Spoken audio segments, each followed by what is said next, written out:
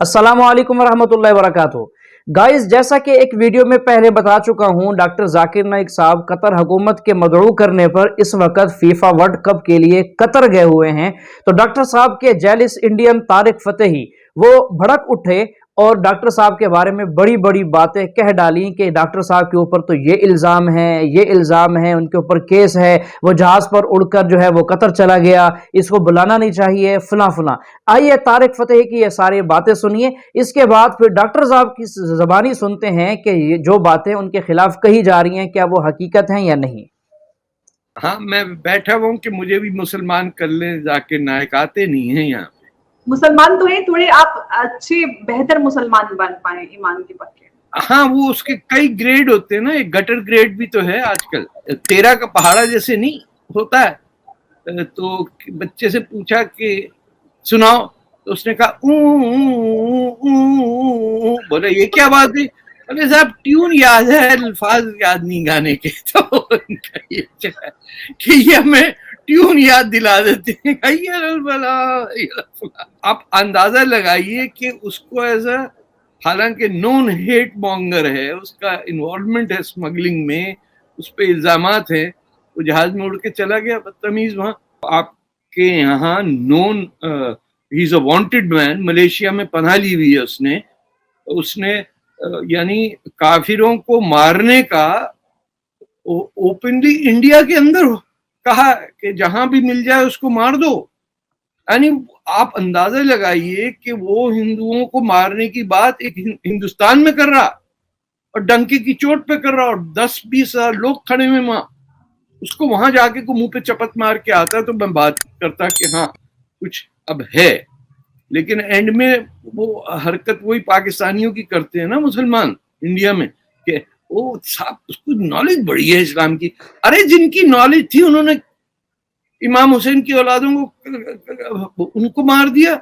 Knowledge is not the issue कि उसको कुरान की कितनी आयतें आती हैं और नंबर कोट कर देता, ये कुछ जादूगरी है। अरे भाई कब किसी पड़ोसी का गंद साफ किया हो तब मैं कहूँ कि मुसलमान है, ये अपना कुछ दिया हुआ हो किसी को तो बोले ये भाई रसूलुल्लाह के कदम पे चल रहा है। इन लोगों ने डंके की चोट पे एक तमाशा लगाया हुआ, 10-10 हजार लोग ऐसे उसकी गिनती पे। आर्टिकल आयत नंबर 42 लाइन नंबर 33। अरे भैया क्या जादूगरी दिखा रहे हो हमें? शरिया की बातें कर करके पूरे कौम को डुबो दिया। यानी कहीं आप बताइए मोरक्को से लेके इंडोनेशिया तक कोई काम की बात करता है कोई मुसलमान? हर जगह इसी टाइप के लोग खड़े हुए हैं और हमें पीछे रखे हुए, कानों में अजाने दे देते हैं बस। क्या हिंदुस्तान में एक और मसला है कि वो एक जिसको मैं व्हाइट गिल्ट कहता हूँ, तो यहाँ हिंदू गिल्ट है कि अरे भाई हमारे हाथ से कोई मुसलमान को कुछ गड़बड़ ना हो जाए, क्योंकि वो तो पाकिस्तान तो बैठा ही है। अरे साहब हिंदुस्तान में मुसलमान की क्या हालत है? अरे तुम्हारे से तो बेहतर है, वोट तो दे सकता है हिंदुस्तान का मुसलमान। दुनिया में कहीं मुसलमान वोट नहीं दे सकता सिवाय इंडिया के, और उन सबको पड़ी भी। अरे साहब बड़ा मुश्किल है हिंदुस्तान में मुसलमानों का जीना। ये भाई पाकिस्तान बनाया था, चले जाओ, ट्रेनें क्यों रुकवा दी? सारा कचरा भेज देते सोमालिया और इधर उधर, खुश होके आते वापस। इनको पता है ये मौलवियों को क्या 1920s के अंदर कैलकाटा मोहम्मदन से टीम थी। ये मौलवी लोग बंगाल के बच्चों को देख के निकरों के अंदर इनको शहवत हो जाती थी। अरे बाप रे बाप, लड़का भाग रहा है शॉर्ट्स पहन के, अब क्या होगा, अब मैं क्या करूंगा, कहां से जाऊंगा, मेरा या अल्लाह माफ करना।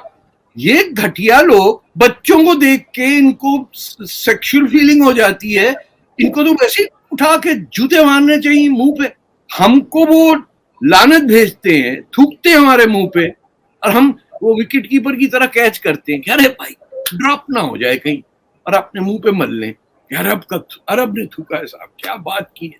और एक झूठा आदमी जो टेररिज्म में इन्वॉल्व है, जो उसके रिकॉर्डेड मैसेजेस हैं कि काफिर को जहां मिले मार दो, उसको आपने दुआ करने कतर बुला लिया। मैंने कई बार कुरान पढ़ी है, तो उसमें जिस आयत का आपने जिक्र किया है उसमें आपने आधी आयत जिक्र किया है, अल तौबा की 5वीं आयत, जिसमें लिखा है कि जो गैर मुसलमान को मारो, साथ में घात लगा मारो, और जब तक वो नमाज कायम करें, ज़कात दें, तब उनको छोड़ दो, अर्थात मुसलमान बन जाएं तब छोड़ दो। और दूसरी बात ये थी कि 6551 की नंबर उसमें है, जिसमें लिखा है कि اے مسلمانوں تم عیسائیوں اور یہودیوں کو اپنا دوست مت بناؤ، اگر جو دوست بنائے گا وہ ان میں سے ہو جائے گا. یہ بات انسانیت کے خلاف میں محسوس کرتا ہوں. بھائی صاحب نے سوال کیا کہ میں نے جو آیت کوٹ کی سورہ توبہ سورہ نمبر 9 آیت نمبر 5 کی، وہ آدھی آیت کوٹ کی، اس میں لکھا ہوا ہے کہ انہیں جب چھوڑ دو جب وہ نماز قائم کرے اور زکوٰۃ دے. یہ بھی جو بھائی صاحب کہہ رہے، پوری آیت کا میں حوالہ دیتا ہوں. اگر آپ پوری آیت پڑھیں گے تو آپ کو صحیح پس منظر ملے گا. جیسے میں نے کہا تھا میری تقریر میں، حوالہ تو دیا، آیت نمبر 5 میں لکھا ہے سورہ توبہ سورہ نمبر 9 میں کہ اللہ سبحانہ و تعالیٰ مشرکین مکہ کو 4 مہینے کا وقت دیتے سدھرنے کا، ورنہ اعلان جنگ. اور جنگ کے میدان میں لکھا ہوا ہے کہ جہاں بھی آپ مشرکوں کو پائیں گے ان کا قتل کرو. Wait for them in every stratagem of war, ان کا انتظار کرو اور میدان جنگ میں ان کا قتل کرو. لیکن اگر وہ ریپینٹ کرے، مطلب معافی مانگے، کئی وجہ ہے، اگر وہ معافی مانگے، نماز پڑھے اور زکوٰۃ دے تو چھوڑ سکتے ہیں. مطلب وہ اسلام کو قبول کرے یا وہ صرف امن چاہتے ہیں. تو کئی آپشنز دیے گئے ہیں. ایک آپشن ہے کہ اگر وہ ریپینٹ کرے، معافی مانگے، اسلام کو قبول کرے تو بھی چھوڑ دیجئے، یا وہ امن چاہتے ہیں اور اسلام قبول نہیں بھی کرے تو بھی چھوڑ دو. آگے آیت میں لکھا ہے آیت نمبر 6 میں، آیت نمبر 6 بھی اس کے ساتھ ہے نا، کہ اگر وہ امن چاہتے ہیں تو ان کو حفاظت سے ایسی جگہ پر لے جاؤ جہاں کہ وہ محفوظ ہے. تو بہت سے آپشنز دیے گئے ہیں. لیکن اگر وہ آپ سے جھگڑا کرنا چاہتے میدان جنگ میں تو ان کا قتل کرو. اگر جھگڑا کرنا چاہتے تو قتل کرو، اگر جھگڑا کرنا نہیں چاہتے ہیں، بولتے امن چاہتے تو چھوڑ دو، اگر وہ معافی مانگتے، اسلام قبول کرتے پھر بھی چھوڑ دو. تو کئی آپشن دیے گئے ہیں. یہ کہنا غلط ہے کہ وہ اسلام قبول کرے تو ہی چھوڑو. کئی آیتیں آپ کو کانٹیکسٹ میں پڑھنا چاہیے. پھر سے آپ صرف ایک پارٹ آف دا ورس نکالیں گے اور کوٹ کریں گے، لوگ کو پھر سے غلط فہمی ہوتی ہے. تو یہ صحیح جواب ہے کہ بہت سے آپشن دیے گئے ہیں. اور کئی جگہ سورہ انفال میں بھی لکھا ہے کہ اگر وہ امن چاہتے ہیں تو امن بہتر ہے. اس میں یہ نہیں لکھا ہے کہ اسلام قبول کرنا ان کے لیے ضروری ہے. کر سکتے ہیں اگر وہ اسلام کو پسند کرتے ہیں. قرآن میں لکھا ہے سورہ بقرہ میں سورہ نمبر 2 آیت نمبر 256 میں 256، لا اکراہ فی الدین، اسلام میں زبردستی نہیں ہے. there is no compulsion in religion. truth stands out clear from error. حق باطل سے الگ ہے. حق truth is clear from error. جو حق کی بات ہے وہ غلط بات سے علیحدہ ہے. ہمیں حق پیش کرنا چاہیے. اگر وہ قبول کرے تو اچھی بات ہے، نہیں قبول کرے تو بھی کوئی بات نہیں.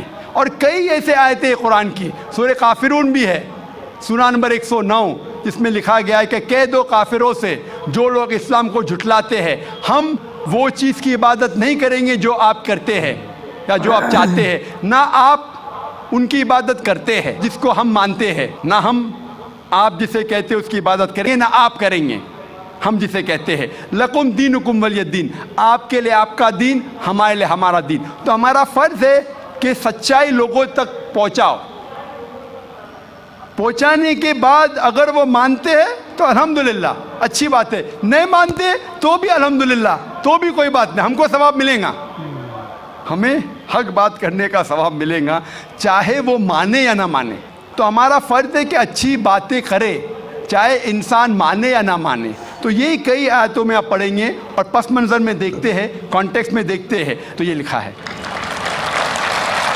آپ کچھ سیکنڈ کوشچن پوچھے تھے، آپ نے کچھ اور بھی سوال پوچھے تھے. آپ ذرا 6551 نمبر، جی 6551 آیت نمبر دیا تھا، اس کا آپ نے ذکر نہیں کیا. 6551 جس میں لکھا ہوا ہے کہ اے ایمان لانے والوں، تم عیسائیوں یا یہودیوں کو اپنا دوست مت بناؤ. بھائی صاحب نے سوال، یہ آیت سیمت ہے یا اسیمت ہے؟ کیا عیسائیوں اور یہودیوں کو اپنا دوست مت بناؤ، یہ کون سی آیت؟ 6551. لیکن قرآن میں لکھا ہوا ہے سورہ ال عمران میں سورہ نمبر 3 میں 2 جگہ لکھا ہے کہ یہ جو ترجمہ کر رہے کہ یہود اور عیسائی کو اپنا دوست مت بناؤ، یہ ترجمہ صحیح نہیں ہے. صحیح ترجمہ ہے کہ do not make Christians and Jews your protectors in preference to believers. اگر آپ کے پاس چوائس ہے ایمان والوں کے ساتھ اور کرسچن اور یہود کے ساتھ فار پروٹیکشن کے لیے، جو لفظ ترجمہ ہے دوست، friend is not a correct translation. It should be do not approach them for protection, مطلب اپنے آپ کو پروٹیکٹ کرنے کے لیے بنسبت مومن مسلمان کے بدلے یہود اور کرسچن کی طرف مت جاؤ، یہ لکھا ہے.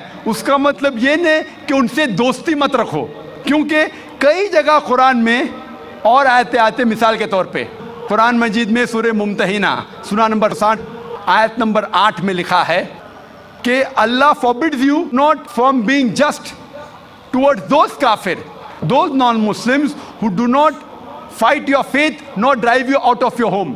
اللہ سبحانہ و تعالیٰ آپ کو جسٹ رہنے سے منع نہیں کرتا ان غیر مسلمانوں کے ساتھ جو آپ کے مذہب کے خلاف لڑتے نہیں اور آپ کو اپنے گھر کے باہر نکالتے نہیں.